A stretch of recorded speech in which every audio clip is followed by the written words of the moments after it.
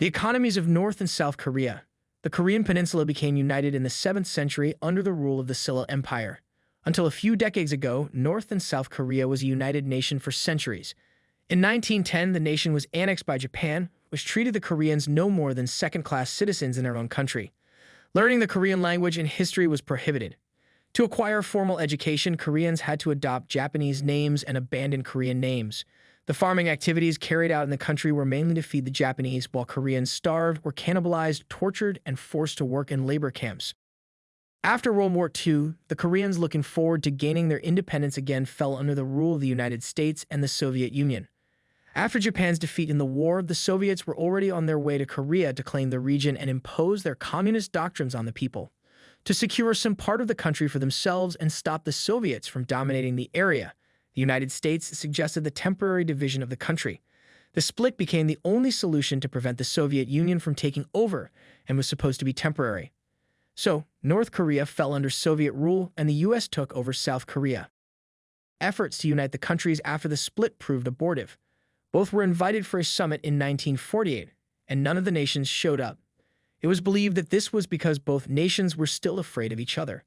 After this summit, South Korea appointed a leader that year to govern its affairs, while North Korea also did the same. In 1945, the North Korean president attacks South Korea. This war is known as the Korean War. The war lasted for 3 years, and about 3 million lives were lost to the war. Several countries came to the aid of South Korea, majorly the US, to protect them. After the war, nothing changed and both countries remained separated. As a result of the war, the demilitarized zone was further reinforced to keep both nations apart. South Korea and North Korea share the same culture of names, land, and language. There is only a little difference in their language because North Korea preserved the pure language with no English alteration, unlike the South. Even though they share quite a lot of things, 70 years of separation has brought a lot of differences in the economies, doctrines, and political strategies of North and South Korea. Much of these differences can be attributed to the superpower behind each of the nations. Going forward, we will be discussing the changes that have occurred in these two states after their separation. Sit back, relax, and enjoy the history of two nations who were once one big family turned into foes due to the power struggle of superpower nations. Please do like, share, and subscribe to this YouTube channel to help us grow. Following the division of the country in 1945, South Korea has continued to grow and is one of the fastest-growing nations in the world. It is also among the trillion-dollar nations and is a member of the Group 20 nations. This is a feat that they were able to achieve after their separation. As of 2018, the gross domestic product (GDP) of the country was estimated to be $1.6 trillion with a GDP per capita of $31,400. On the other hand, North Korea is governed using a dictatorship rule and is almost a shell of its counterpart. It continues to receive aid from other nations to keep the nation alive, following several natural disasters such as flooding and drought in the 90s. Also, North Korea's massive investment in the development of nuclear weapons has resulted in the refusal of other nations to trade with them. These and more are responsible for their economic stagnation compared to the South. North Korea is very secretive and hardly releases economic data. In 2015, the estimated gross domestic product of the country was $32.7 billion with a GDP per capita of $1,300. In this video, we examine 10 key differences in the North and South Korean economies. System of governance. The most notable difference between North Korea and South Korea is the system of governance operated in each country. This difference is almost chiefly responsible for the state of both economies. North Korea operates a dictatorship, one-party socialist state. All means of production are controlled by the totalitarian government with little room for inventions and innovations. Since the separation, the country has been under the Kim dynasty, and the supreme leaders are held in extremely high regard. The citizens have no voice, nor can they influence the political or economic strategies of the government. As far as strategies go, the country has been faring badly. A large part of the country's sparse income goes into its nuclear weapon programs, while almost all other sectors waste away. On the other hand, South Korea operates a centralized democratic state with 3 fully functional arms of government. The country also operates a mixed economy, allowing the government and private individuals to handle the means of production of goods and services.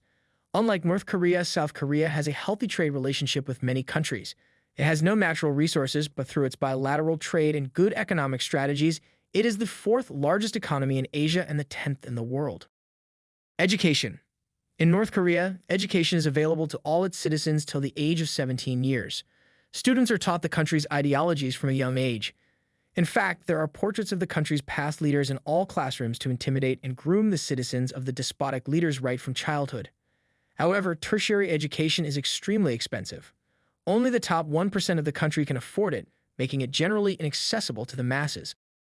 On the other hand, about 70% of the South Korean population is educated, making it one of the countries with the highest number of educated citizens globally. As a result, the level of competition in the labor force is significantly high. Students spend several hours in school and additional time in prep classes. Despite the high competitiveness, the unemployment rate in South Korea is estimated to be 4%. There is freedom of advancement in career, and people are free to change professions if they so desire. Health. The healthcare sector of North Korea is not spared from the country's poor economic status. The hospitals are not well equipped, and doctors conduct treatment and consultation using battery-powered flashlights. Though it is stated in the country's constitution that health is free for all its citizens. This is not the case in reality, as it is not accessible to the general masses. Healthcare is majorly for the top 1% in North Korea. The state of their hospitals is poor, and most healthcare facilities lack the required medical equipment. The South Korean healthcare system enjoys sophisticated healthcare equipment and facilities, making good healthcare services available to citizens. The South Koreans also operate free healthcare services for their citizens. Their healthcare system is ranked among the best in the world. Industry. North Korea is ruled by a communist government, where all means of production are centralized and controlled by the government. The government dictates what to produce, how much to produce, and the price of each product. As a result of this, there is no freedom in the production of goods and services. Most of what is produced in North Korea, such as textile, metal, and fishery products, are exported to China, the only country which is involved in trade with North Korea. While they import materials such as grains, textile chemicals, and petroleum, North Korea has its manufactured car brand that caters to its automobile needs. Though this brand produces less than 1% of what is manufactured in the USA, the demand for it is relatively low.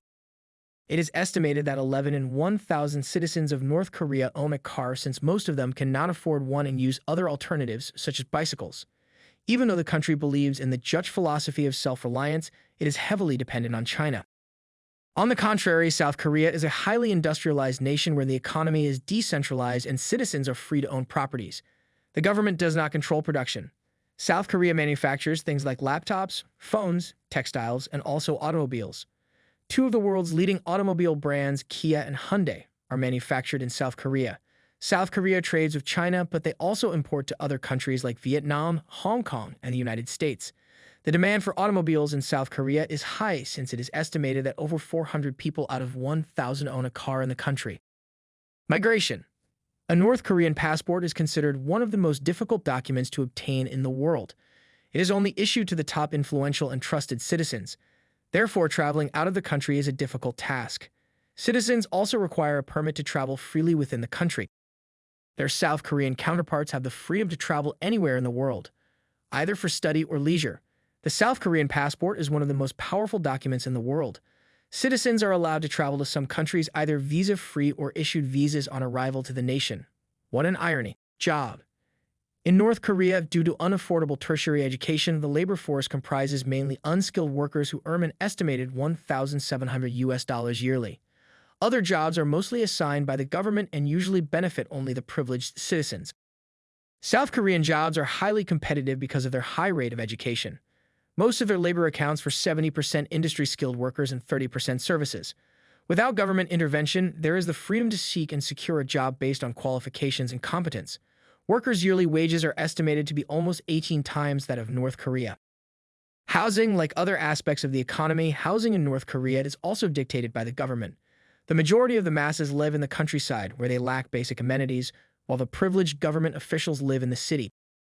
South Korean housing operates on a modern system with the freedom to acquire any space of your choice according to financial status. Citizens have access to decent housing apartments at an affordable rate compared to other nations like Japan, Hong Kong, or Singapore. Lifestyle. In North Korea, there are lots of prohibitions, and it is forbidden for citizens to listen to K-pop music or watch K-pop dramas. This act attracts jail terms. Nightclubs and bars are almost non-existent and can be found only in the capital of the country.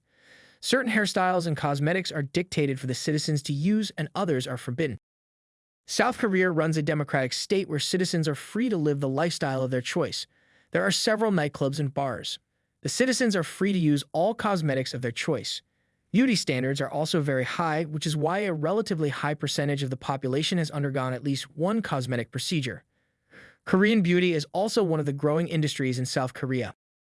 Food. As a result of the natural disasters in North Korea, since the 90s, the country continues to get food aid from other countries. Their food is limited to seafood, cabbage, and pork.